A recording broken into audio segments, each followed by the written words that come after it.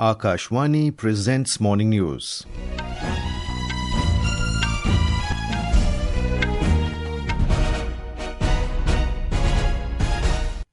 Good morning, I am VC Pramod. The headlines. Prime Minister Narendra Modi to hold talks with President of Chile, Gabriel Boric in New Delhi today. President Droupadi Murmu to attend closing ceremony of RBI's 90th anniversary celebrations in Mumbai. Liquor ban in 19 religious cities and some Gram Panchayats in Madhya Pradesh comes into force today. India hands over another consignment of 50 tons of relief material to Myanmar under Operation Brahma. IMD forecasts above normal maximum temperatures in most parts of the country during April to June this year, and Rajgir in Bihar to host Asia Cup Hockey 2025 in August this year. Prime Minister Narendra Modi will hold talks with President of Chile, Gabriel Boric in New Delhi today. The visiting dignitary will also meet with President Droupadi Murmu, who will host a banquet in his honor. President of Chile is on a 5-day visit to India from today. He is accompanied by a high-level delegation including ministers, members of parliament, business associations and prominent Chileans involved in the India-Chile Cultural Connect. This is Mr. Boric's first visit to India as president. He will also visit Agra, Mumbai and Bengaluru before returning to Chile on the 5th of April. In Mumbai and Bengaluru, he will meet the political leadership, business and industry representatives, startups, innovators and tech leaders. More from our correspondent. The visit of President of Chile will provide an opportunity to both the countries to undertake a comprehensive review of bilateral ties as well as to discuss regional and international issues of mutual interest. Chile is an important partner for India in the Latin American region. The two countries have commonality of views on several international issues including UNSC reforms, climate change, renewable energy and terrorism. The bilateral trade between India and Chile was $2.6 billion in 2024. Indian investment in Chile amounts to about $620 million. Engineering goods, pharmaceuticals, automobiles, chemicals and textiles are top export items from India to Chile. India is the third largest exporter of drugs and pharmaceuticals to Chile. With Anand Kumar, Akshit Vaidyan, Akashwani News, Delhi. President Droupadi Murmu will attend the closing ceremony of the 90th anniversary celebrations of the Reserve Bank of India in Mumbai today. More from our correspondent. President Droupadi Murmu reached Mumbai yesterday evening and was welcomed by Maharashtra Governor C.P. Radhakrishnan and Deputy Chief Minister Eknath Shinde. Many other higher rank officers were present at airport to welcome her. She is a chief guest today at closing ceremony of the commemoration of the 19th year of RBI. Union Minister Jyotiraditya Scindia, Maharashtra Chief Minister Devendra Fadnavis and other dignitaries will be present at the occasion. RBI Governor Sanjay Malhotra will deliver the welcome speech. Bhavna, Akashwani News, Mumbai. The Unified Pension Scheme UPS for central government employees will come into with effect today. The UPS has been introduced by the central government as an option under the National Pension Scheme. The Pension Fund Regulatory and Development Authority PFRDA has recently notified regulations for operationalization of the UPS.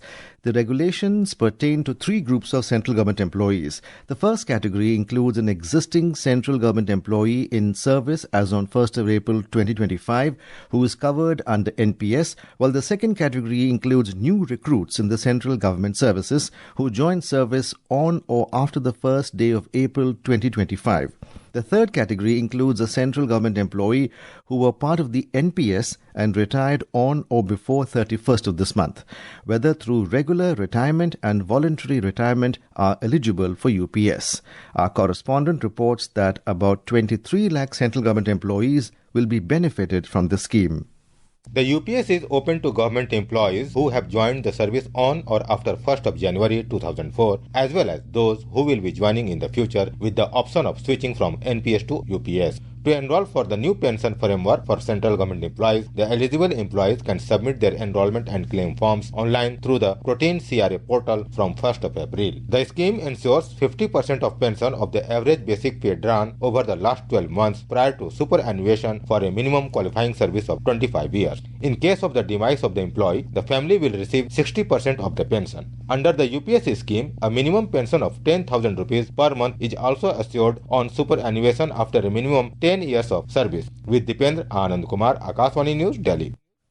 In Madhya Pradesh, a ban on liquor in 19 religious cities and areas under select Gram Panchayats including Ujjain, Omkareshwar, Maheshwar and Maihar comes into effect today. A government official confirmed that all liquor shops and bars will be closed in the urban limits of Ujjain, Omkareshwar, Maheshwar, Mandaleshwar, Orcha, Maihar, Chitrakoot, Datia, Panna, Mandla, Multai, Mandsaur and Amarkantak. The liquor ban will also be imposed in the Gram Panchayat limits of Salkanpur, Kundalpur, Bandkatpur, Barman Khalan, Barman Khurd and Linga. Madhya Pradesh Chief Minister Mohan Yadav said that the state government has declared these 19 urban and rural areas as completely sacred, imposing a total liquor ban within their jurisdiction. बीते समय जब cabinet के निर्णय हुआ था तब हमने कहा था कि हमारे राज्य के अंदर जो धार्मिक स्थान है वहां हम शराबबंदी करेंगे। मुझे इस बात का संतोष है कि महेश्वर, मंडलेश्वर, ओंकारेश्वर, पन्ना, ओरछा, उज्जैन ऐसे स्थानों पर शराबबंदी लागू की जाएगी। कुल मिलाकर के शराबबंदी तो पहले भी थी, लेकिन उसकी भूमिका परिसीमा स्पष्ट नहीं थी। हमने परिसीमा स्पष्ट की। This is Akashwani giving you the news. For quick news updates round the clock, follow us on our X handle at @AIR News Alerts. And for details of these stories and more, log on to our website www.newsonair.gov.in and download the News on AIR app. Under Operation Brahma, 50 tons of humanitarian assistance and disaster relief HADR material carried by INS Satpura and INS Savitri were handed over to Myanmar authorities in Yangon yesterday. The relief materials were presented by India's ambassador to Myanmar, Abhay Thakur. In a social media post, Indian Embassy in Yangon stated that with 6 Indian Air Force aircrafts and 5 Indian Navy ships, India's large-scale first responder assistance has been delivered to Yangon, Naypyidaw and Mandalay. 3 more Indian Navy ships, INS Karmuk, INS Ghadial and LCU-52, are en route to Yangon with over 500 tons of additional aid material. Another JAF C-130 aircraft is also expected to land directly in Mandalay today with over 15 tons of HADR. A report.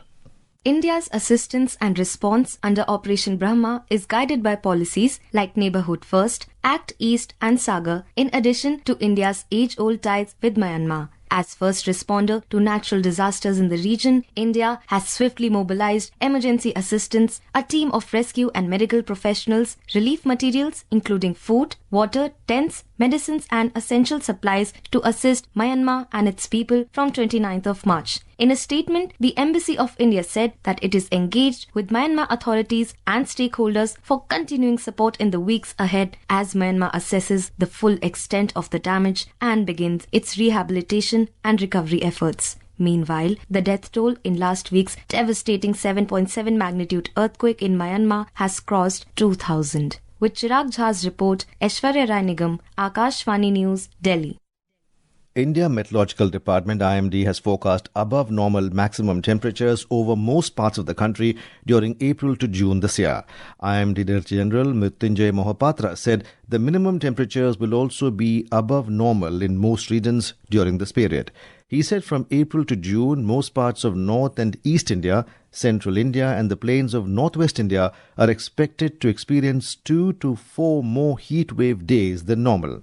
Dr. Mohapatra said usually India records 4 to 7 heat wave days from April to June.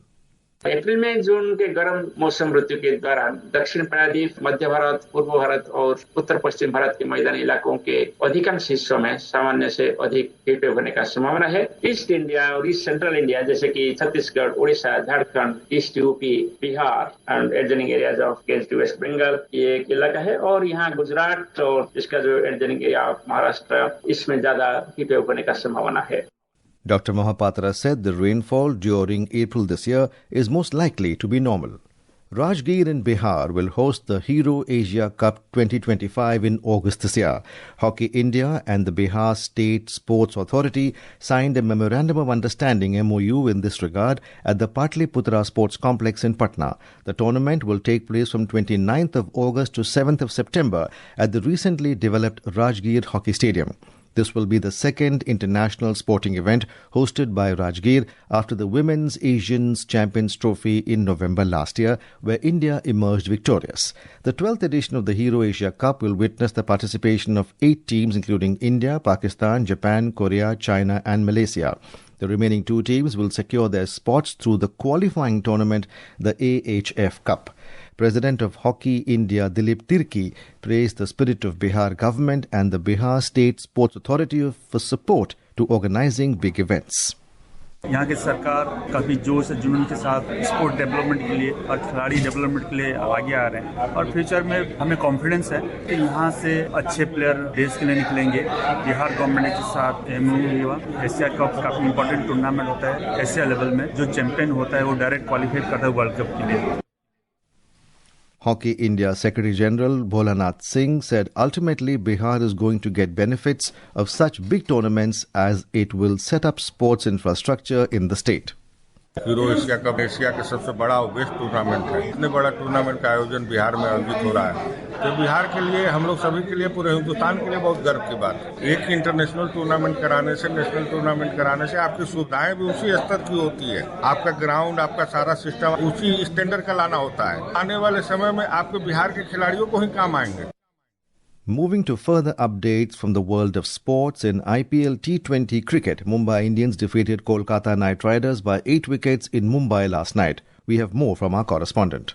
The home team at the iconic Wankhede Stadium comfortably chased down the target in just 12.5 overs. Mumbai's opener Ryan Rickelton led the chase with an unbeaten 62 runs, while Suryakumar Yadav followed up with a rapid 27 from just 9 balls to seal the victory. However, all eyes were on debutant Ashwini Kumar, who took 4 wickets and packed KKR's batting lineup for just 116 runs. He also got the Player of the Match award. In today's fixture, Lucknow Super Giants will face Punjab Kings in Lucknow from 7:30 p.m. Next update is from West Indies cricket, where Test captain Craig Brathwaite stepped down from his role in the longest format, with his successor yet to be announced. On the other hand, ODI captain Shai Hope has also been named the skipper of the T20 side, replacing Rovman Powell in the role. Moving to Menorca Open Tennis, India's top seeds Jeevan Neducharian and his partner Vijay Sundar Prashant will be in action against Italian pair of Matteo Vavasori and Andre Vavasori in the men's doubles pre-quarterfinals at Spain this evening. Chirag Jha, Akashvani News, Delhi.